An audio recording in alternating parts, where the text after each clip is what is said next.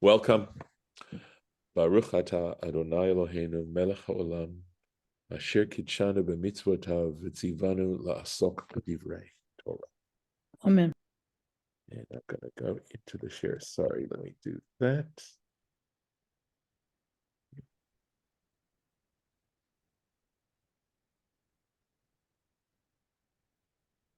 So we are reading about mincha offerings, meal offerings, brought along with a Todah offering.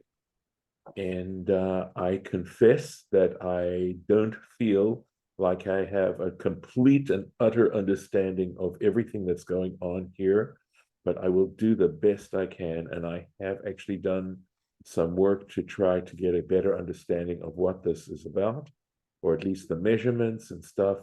So let me go back a little bit so we have the context, right? So we're in Parsha Tzav. It's the second Parsha of Leviticus, and what it does is it gives more details regarding the offerings that are mentioned in the Parsha of Vayikra that we read last week. So here, and they introduce it by saying Zot Torah, right? So this is the instruction, Zevach HaShlamim, of the Shlamim sacrifice. The sacrifice, the Shlamim sacrifice, was such unique in the sense that part went up on the altar, part went to the priests, and part went to the family that brought it. And so the Shlamim was the only offering, or subcategories of Shlamim, where the family also partook of the offering too. So here we go. He says, here's a specific kind of Shlamim called a Todah. And Rashi, last year when we did this, we read the Rashi and we read about the circumstances, the four circumstances by which one brings a Todah offering. One is if one has on a sea journey, a successful sea journey, a successful land journey. Think of the context back in the times when this was being promulgated, recovery from an illness, from a very serious illness, or being able to come out of jail. And those are the four circumstances which today we bench gomel. We've kept this tradition in a way, this practice by benching gomel, because we don't bring sacrifices, animal sacrifices, because the temple is destroyed. So this is so here we go. The hikriv al zevach hatodah, he should offer up on the when he brings this Todah offering, this Thanksgiving offering. Here's what we're really dealing with now. Chalot matzot, so unleavened cakes or unleavened loaves, lulot bashemen, that are mixed with oil, urikikei matzot, and wafers, unleavened wafers, meshuchim bashemen. We actually read about this and studied about this specifically last week when we were looking at the mincha offering. So this is that is wiped with oil, the solet murbechet. And this is what we're talking about is fine flour, and murbechet means that it is it's saturated with water. Chalot blulot bashemen, and also that they're loaves that are that are soaked in oil. So then that's as far as we got last time, and now we're picking it up with al chalot lechem chametz, together with loaves that are made of leaven, that are leavened. So interesting, because when we were reading about the menachot before in last week, it was very specific about them being that they should have no leaven in them. But when you brought a Todah offering, here we have the idea of these loaves being leavened. We had mentioned last time that the major context in which one sees leavened loaves or leavened cakes has to do with Shavuot, the festival of Shavuot, where there's a communal offering that is leavened. Yakriv Korbano, he should offer his offering, he should bring his sacrifice, al zevach, on the offering, Todah Shlamav, on the Thanksgiving offering that is a Shlamim offering. You can see here that in this sentence, the wording is quite, if I may say, tortured or convoluted, and so in itself, this verse really screams out for interpretation. So I'm going to do the best I can in terms of understanding this as Rashi attempts to explain this this verse, right? So, Yakriv Korbana al Zebach. He should bring his sacrifice on his offering on the sacrifice. Zevach is a verb that is used in terms of slaughtering an animal, but it's used specifically in a sanctified context and not shchita, which is the word that we use when you are killing an animal, slaughtering an animal for personal consumption. So, Magid. So this tells you, she'ein halechem. This is interesting, as you'll see, an interesting inference that he gets. Kodesh kedushat haguf. So what does that mean? Let me go back here. Magid. So we're saying that this bread is not ein, she'ein. It's not sanctified, kadosh, kedushat haguf. Kedushat haguf means intrinsically. In other words, that the holiness of this bread, the sanctification of this bread, is not intrinsic, lipasel, in order for it to become unusable, unfit, beyotze utvul. Beyotze refers to if it is taken out of the sanctuary area. In other words, if it's taken out of the temple courtyard or that precinct, if that bread is taken out of that precinct, it doesn't become unusable now. Utvul yom. This has to do with someone who is in a process of purification. We've talked about this concept before. Tvul yom means someone who has gone to the mikvah. Okay, he's gone to the mikvah, but he still has to wait for the rest of the day. In other words, he went to and immersed himself in order to become purified, but his purification is not complete yet. And so there's a level of impurity that he still has. And if he touches this bread, it does not again become impure. Okay. Umilatset lechulin pidyon. Okay. So I believe that Rashi means here that it is not in a situation where it can be redeemed for personal use. Chulin means non-sanctified. That's the word that we use for a non-sanctified day. So there's kadosh, sanctified, and chol. We don't have a unique word in English. Chol means unsanctified. So it's not, since it doesn't have the level of sanctity to be redeemed, because in some cases you can take an object that is sanctified, meaning that it's devoted or it's dedicated for temple use alone, and you're able to redeem it for personal use by paying the value of it plus an added fifth, which is actually an added 25% in this case. Befidyon, through redemption, ad sheishchat hazevach, until the animal is actually slaughtered. That is, the offering is actually slaughtered.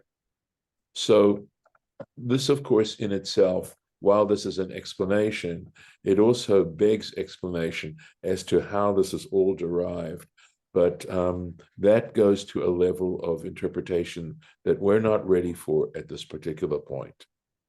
So It's just that we need to understand that this particular scriptural verse is explaining quite a bit of detail regarding the lechem, the meal offering, the mincha that goes along with the offering of the animal.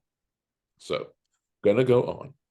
Vehikriv mimenu echad mikol korban, and he should offer up from it one from every sacrifice. And here we are still talking about the loaves. So there were actually 20 loaves so there were, I believe, five different loaves, each of 2 omer or 2 isarons each. Okay. And so there were a total of 20. And so 10 of them, it sounds here that 10, well, actually, I think there were 10 of each. And then 1/10 went up when he says one from each offering. So there were 5 loaves, and trying to think of how this worked out. But essentially, he would take one of each loaf, 1/10, truma lashem, as a gift to God, la kohen, to the priest, hazorek et dam hashlamim, who actually sprinkles the blood of the shlamim sacrifice. Lo yiyeh, it shall be for the priest. So let's take a look and see. Here we go. Echad mikol korban, one of each offering. So, lechem echad mikol min bamin, meaning one loaf from each and every type of mincha that he's bringing. Yitol truma lakohen, he should take it as a gift to the priest, ha'oved avodata, who is involved in bringing this offering on his behalf. And one of the things that the priest would do in once the offering was slaughtered is they would take the blood and then offer it up on the altar. There was a specific way in which the blood had to be put on the altar. V'sha'ar ne'echal laba'alim, and the remaining loaves would be eaten by the owners, the people who brought the loaves. Uvisara, and it's leva'alim, and also the meat of the offering would go to the people who brought it, who donated the offering. Chutz michazeh v'shok, with the exception of the breast and the thigh, sheba, which was in this offering. And we have read elsewhere, kamof shemoforash lamata, as will be explained below, these 2 parts of the animal went to the priest. Tnufa chazeh v'shok, this was a wave offering. They would take the brisket and the thigh and raise them up, lift them up as an act of offering and wave offering bishlamim, with the shlamim sacrifice. V'ha-todah kruya shlamim, and the Todah offering is also referred to as a shlamim sacrifice, the way the Todah was brought. And I know we're getting into a lot of detail here regarding the offering itself. I think it is so important to never forget that the idea behind this was that one was offering up oneself, that this was coming as a symbolic act of dedicating oneself to God, and to be able to do it in as physical a way as one could. So there were various circumstances in which one might want to do this. And again, remembering that the greatest gift you can give anyone is yourself. So, going on, and so here, as I said, in Parshat Tzav, we are starting to go into the specifics of how each offering was actually brought up.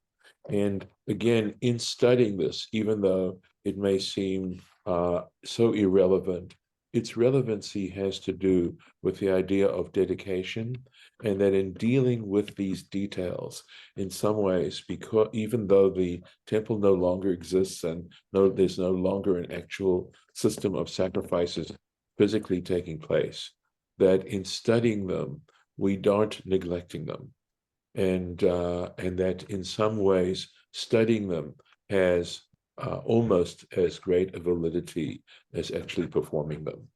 So there's also sort of a ritual element to what we're doing here in becoming more understanding and in learning about these particular things. And even if we may not understand and appreciate the beauty and the profound nature of this, it's a start. It's a start. And as you start to become more educated about these sorts of things, we become also a little bit more appreciative of what's going on here. At any rate, going on. Uvasar, and the meat, right? Zevach Todah Shlamav, of the offering of his thanksgiving Shlamim. Beyom Korbano Ye'achel, it should be consumed on the day of its bringing, of your bringing it. Lo yaniach mimenu ad boker.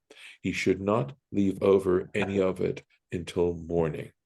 So essentially, he had the family who was consuming those parts of the offering that went to the family had a part of its sanctification was how it was treated in a very special way, in that they had to consume as much of it as they could. If they couldn't eat all of it, if it was a large family, they might be able to consume the entire amount. But anyway, after the next day, in other words, after the next daybreak, it could not be eaten anymore.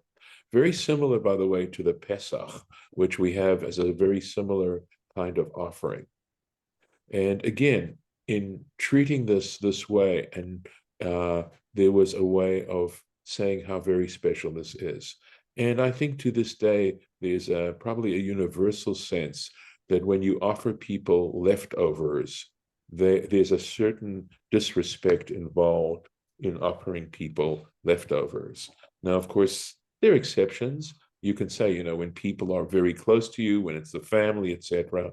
But in terms of showing respect, giving them fresh food and stuff that isn't leftovers, there's all, as you sort of analyze what it is about leftovers that is disrespectful, you realize, because having that opportunity to taste something for the first time when it's fresh is an honor. Let's take a look. Rashi, uvasar, and the meat, zevach todah shlamav, of this particular shlamim offering of the todah. That's a shlamim. By the way, other shlamim can be eaten for a little longer.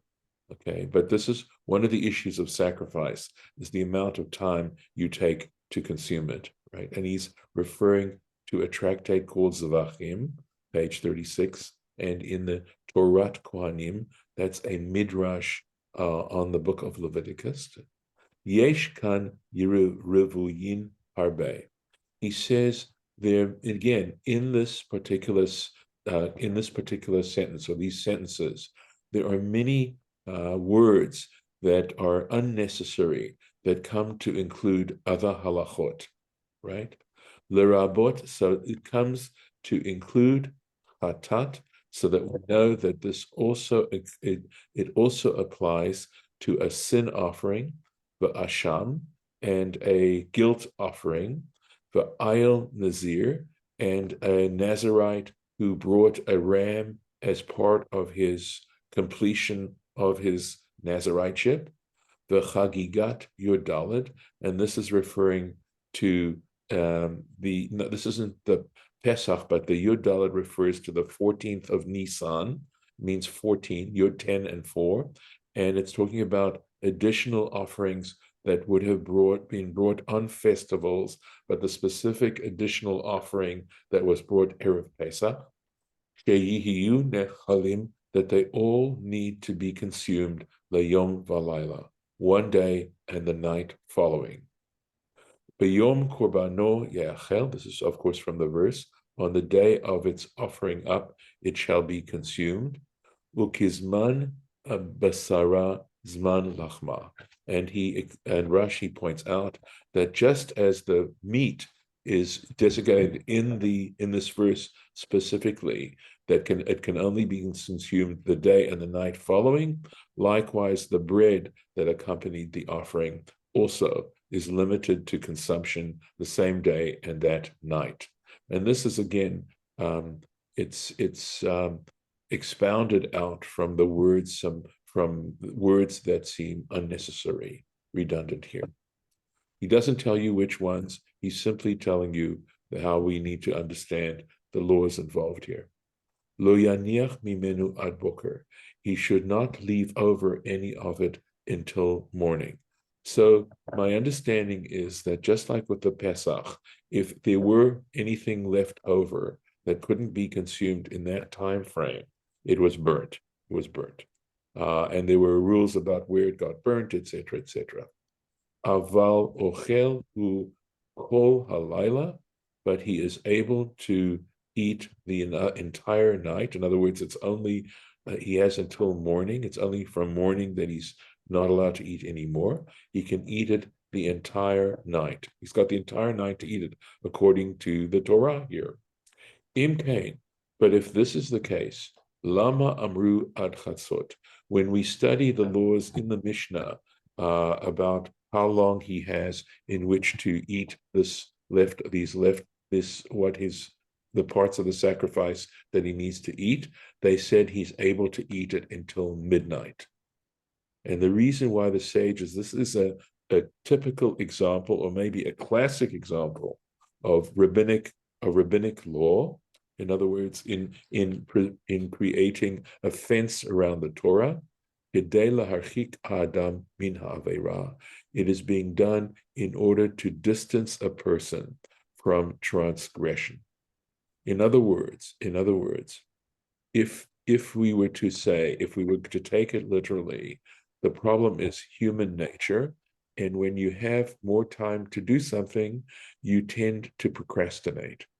And so there's a possibility that you would procrastinate and leave more over than if you knew you only had until midnight to do this.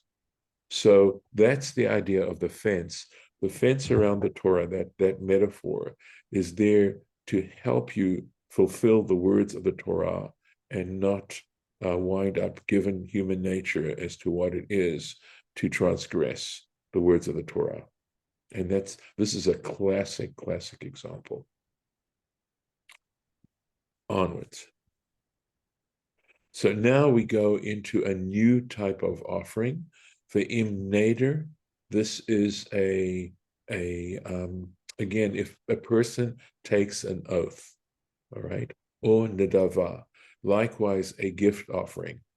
The difference between a neder and a nedava is, with a neder, you say, I swear, I take an oath to bring a lamb, okay, or some specific offering that you're going to bring. In other words, the broad or oath of doing the activity. A nedava is the specific animal. When you say, hare zeh, this particular animal I'm offering up. So the way they mention it in the halacha is a neder is hare alai, I take upon myself. They're both forms of oaths, right? That you're swearing that you're going to do a specific activity. But the first case, a neder, is hare alai, I myself am obligating myself to bring an offering, whatever it's going to be. Or nedava, that's a specific hare zeh, this particular object is going to be donated. If it is one of these kinds of situations, zevach korbano, the offering that he's bringing up. Beyom hakrivo, here we go, on the day, since we're discussing the amount of time you have in which to consume an offering, so we're talking about another kind of offering here, another situation, another circumstance. Beyom hakrivo etzivcho ye'achel, on the day when he actually brings his offering, it shall be consumed. Umi mochorat, Okay, and the next day. So it isn't limited just to the day and the night following. You have, in fact, until the next day, through the next day, v'hanoter mimenu ya'achel, what is left of it he can consume. Okay. So it actually goes on. I'll take the next verse just to finish this.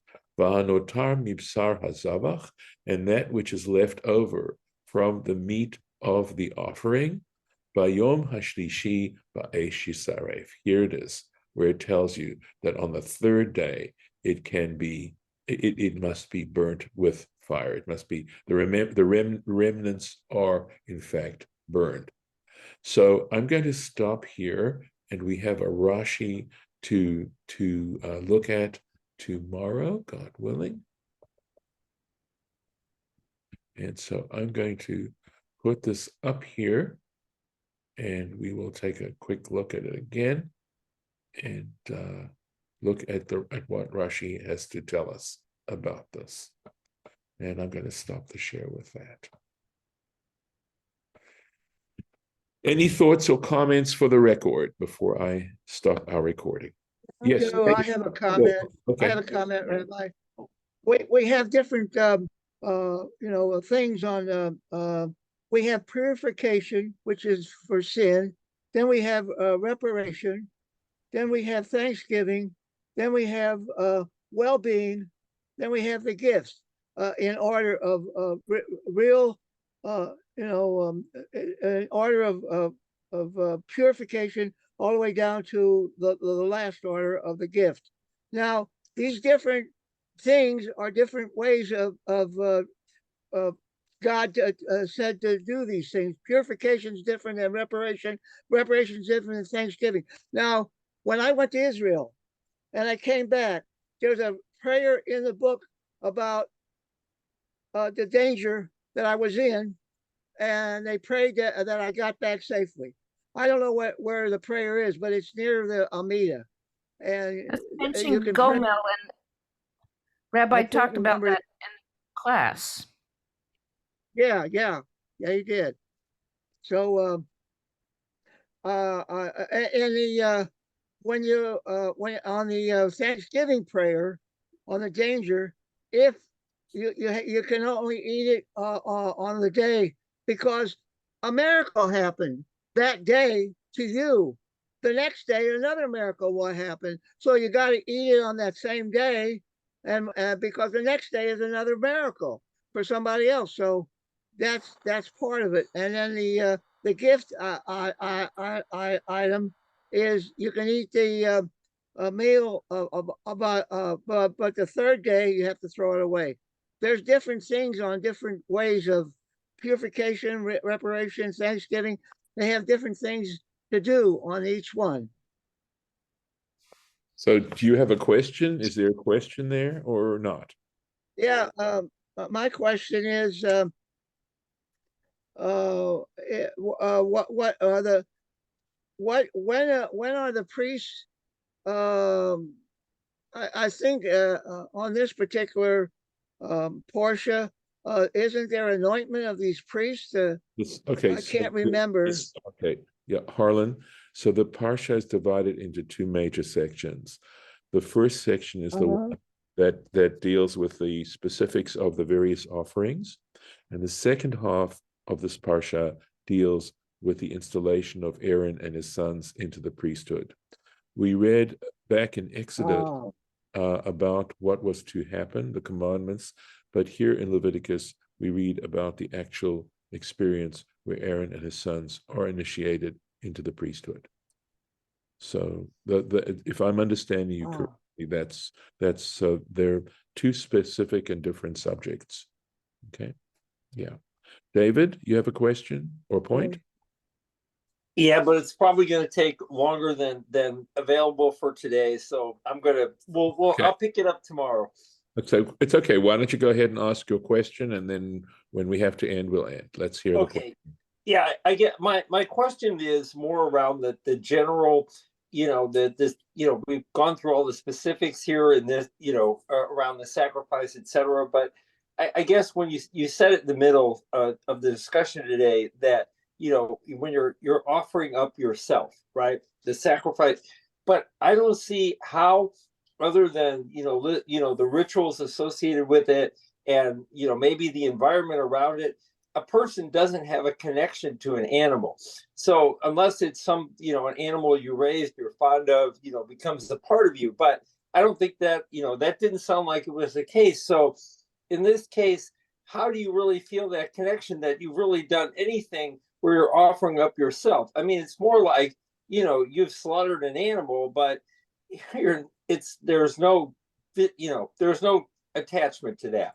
So it doesn't feel, we're talking about all the, circumstances surrounding it, but yet I don't understand how you get there, or how, yeah. All right. Anyway, that's what I understood your point about offering it up is offering up yourself, but I don't see how that actually takes place during this whole ritual.